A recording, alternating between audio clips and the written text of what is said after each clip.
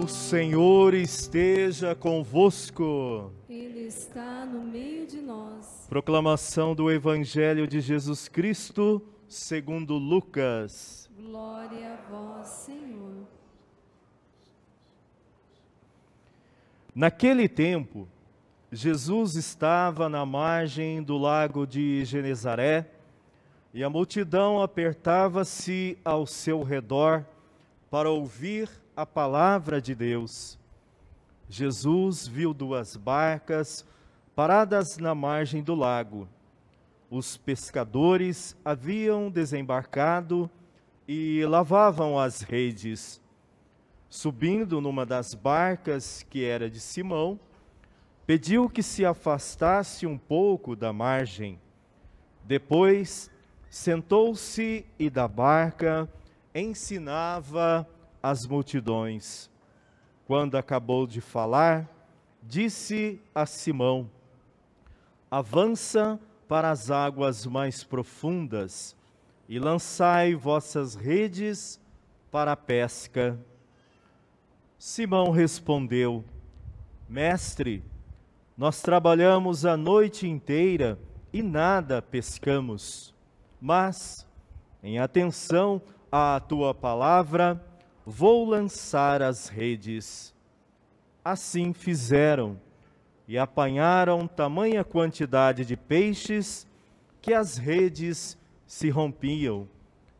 Então fizeram sinal aos companheiros da outra barca, para que viessem ajudá-los. Eles vieram e encheram as duas barcas, a ponto de quase afundarem. Ao ver aquilo, Simão Pedro atirou-se aos pés de Jesus, dizendo: Senhor, afasta-te de mim, porque sou um pecador. É que o espanto se apoderara de Simão e de todos os seus companheiros, por causa da pesca que acabavam de fazer. Tiago e João, filhos de Zebedeu, que eram sócios de Simão, também ficaram espantados. Jesus, porém, disse a Simão: não tenhas medo, de hoje em diante tu serás pescador de homens. Então, levaram as barcas para a margem, deixaram tudo e seguiram a Jesus. Palavra da salvação. Glória a vós, Senhor. Aleluia, aleluia, aleluia, aleluia, aleluia,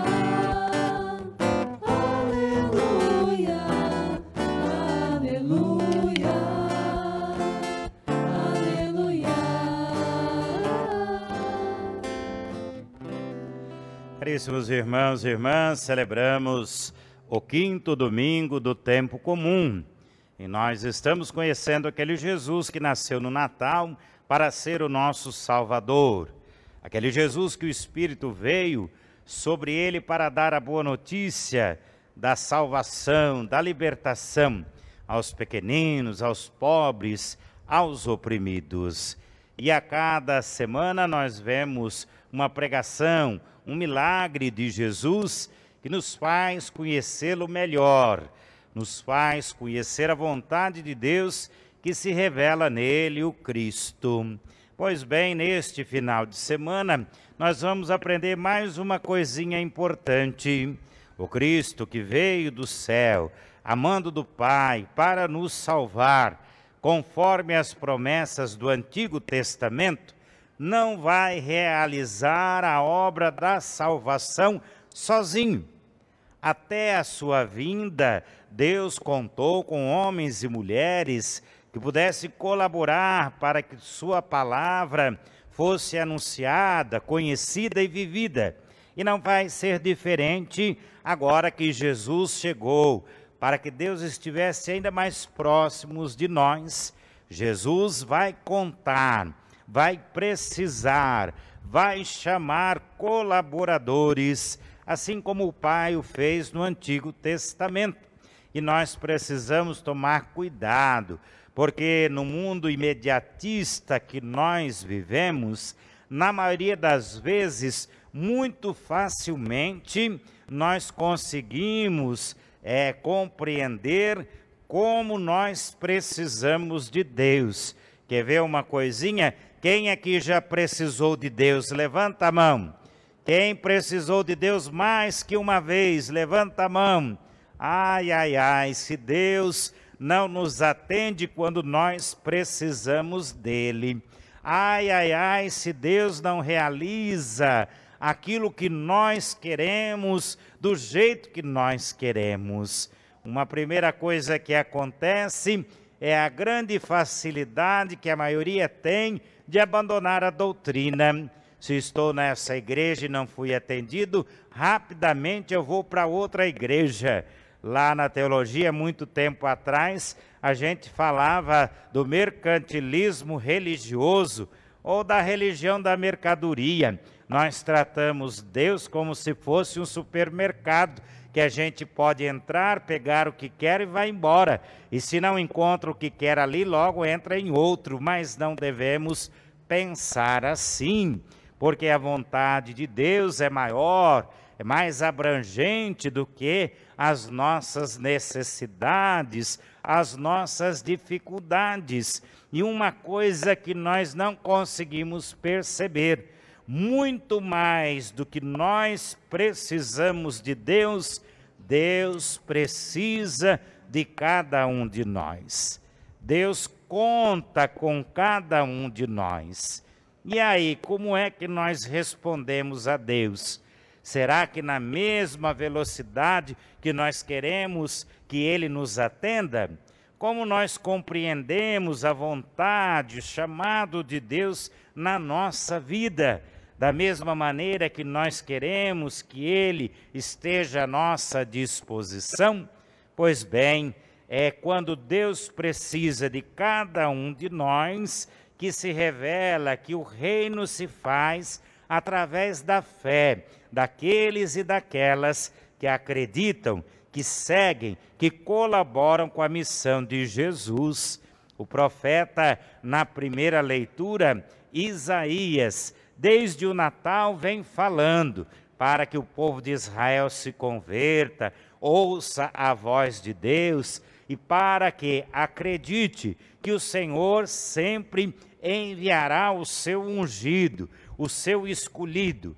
Até Jesus, os ungidos, escolhidos, foram os grandes homens de Deus, nossos pais na fé, foram os grandes profetas, os reis, as grandes mulheres, mas em Jesus Cristo, esse ungido se manifesta de uma vez por todas, como aqueles e aquelas que recebem o Espírito de Deus para fazer a sua vontade, para realizar a sua obra. Com Cristo, todo aquele e aquela que foi batizado, junto ao sim de todos os homens e mulheres de fé do Antigo Testamento, fazem o reino de Deus acontecer.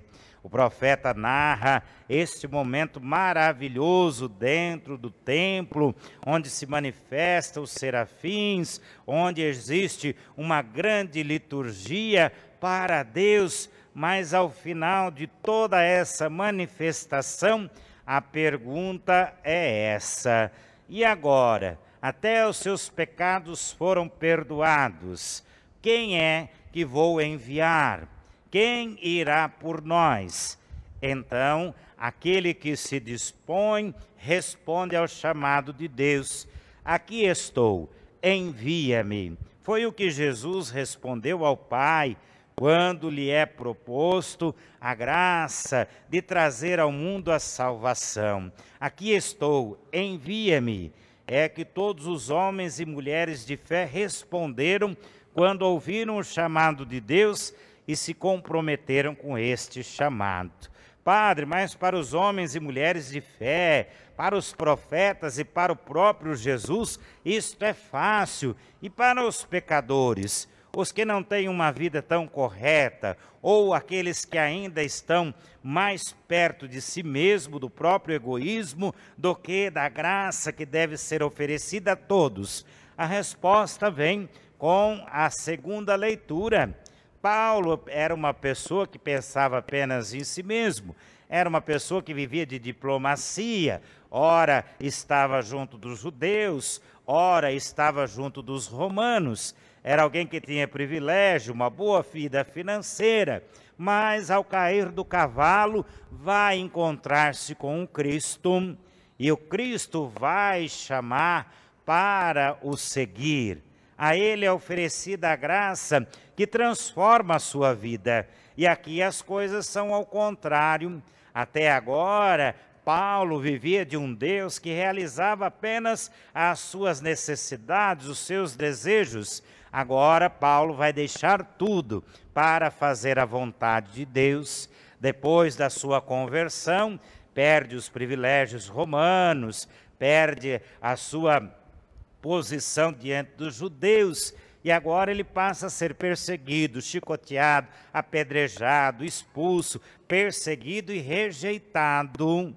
Então, quando Deus precisa de nós, não significa que as coisas vão ficar maravilhosas, perfeitas, e que não vai haver dificuldades. Ao contrário, significa que agora nós vamos conseguir em Deus ver de fato o melhor caminho, fazer as melhores escolhas. Se não temos mais forças, recomeçar. Se estávamos no caminho errado, voltar para o bom caminho. Então, diz Paulo, aquilo que recebi vos transmito, porque quando nós encontramos a graça de Deus, ela é muito maior do que aquilo que nós precisamos. Ela é abundante, ela transborda da nossa vida, daquelas que têm fé, para a vida daqueles e daquelas que estão à sua volta. Assim como Cristo agiu em Paulo, convertendo e transformando a sua vida, ainda quer agir em muitos irmãos e irmãs que talvez não estejam prontos, que talvez estejam desanimados, que talvez tenham desistido, que talvez estejam no caminho errado, mas que ainda podem ser salvos, que ainda podem estar conosco no caminho. Por isso, o Evangelho mostra Jesus no cotidiano da vida. Ele prega às multidões, mas Jesus é atento a tudo que está à sua volta e vê que os trabalhadores da pesca estão desanimados e cansados. Nada pior para quem depende da pesca que chegar à margem de rede vazia. O seu sustento e o sustento das outras pessoas estava comprometido, além do cansaço e do desânimo. Mas Jesus pede para que possa entrar na barca com eles. Veja como Deus sabe quando nós estamos precisando e Ele age no momento certo. E adiantando um pouquinho para o mar, Jesus diz a Pedro: avança para águas mais profundas. Como dar mais um passo se eu já estou cansado? Como tentar mais uma vez se eu já fiz de tudo? Como insistir naquilo que até agora não deu nenhum resultado?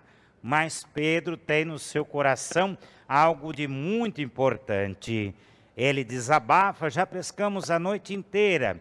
E depois faz uma bonita declaração: em atenção à tua palavra, vou lançar as redes. Quando é que Deus age? Quando é que o milagre acontece? Quando nós paramos para dar atenção à palavra de Deus. E então eles lançaram as redes que quase se rompiam de tantos peixes. E as barcas quase se afundavam de tanto peso. Foi preciso chamar outros. Está vendo como a graça de Deus é abundante? De redes vazias, de uma noite de cansaço, do desânimo, acontece o milagre da abundância. A graça de Deus se torna grande e visível quando, com um pouco da nossa fé, nós acreditamos e vivemos aquilo que Jesus nos propõe. Agora nós temos a abundância, a fartura.